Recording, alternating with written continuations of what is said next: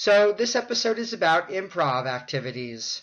For those of you who don't know, improvisation is when students enact a scene based on scenarios and storylines and situations. Some famous improvisation troupes and organizations include the Upright Citizens Brigade and the Magnet Theater, both of which you may or may not have heard of.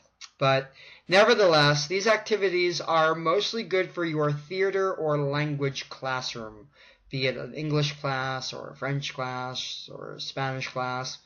In my experience, improvisation activities are typically good for large classes, and if we're talking English as a foreign language or English as a second language, they're usually only good for students who are in the beginning, intermediate to advanced range of proficiency, because as you can probably imagine, students can't really think spontaneously in the target language if they don't have the words already in their heads to express themselves. However, I will say that when the students do in fact have the words, some incredibly magical moments can happen during the performances. So it's something to keep in mind. Improvisation activities, I think, are good for building solidarity, fostering a sense of ownership of whatever material is being reviewed. And if it's a language class especially, improvisation activities are really good for getting students to think in the target language and to think under pressure. Of course, storylines that the students enact are going to be culture bound and vary from one country to the next, but some of the scenarios that I have worked on with some of my students and which have been kind of effective are the following.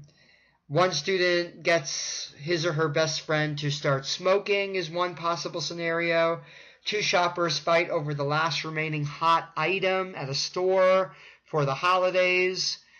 Another scenario is one student tries to get his best friend to help him cheat on a very important test.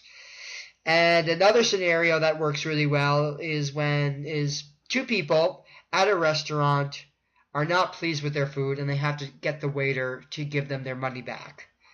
So these are activities that have really worked for me, and they are possible perhaps in your class as well if you're teaching a language class. So anyway, if you're looking for more resources, I do suggest you pick up the book Improvisation for the Theater by Viola Spolin.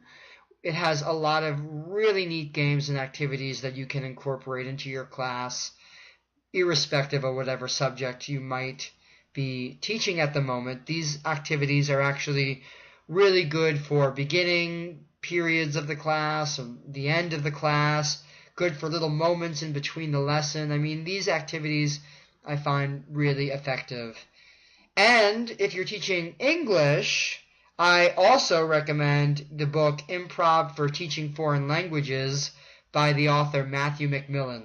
So both of these books, I think, will set you in the right direction if you're thinking you want to use improvisation for your classes.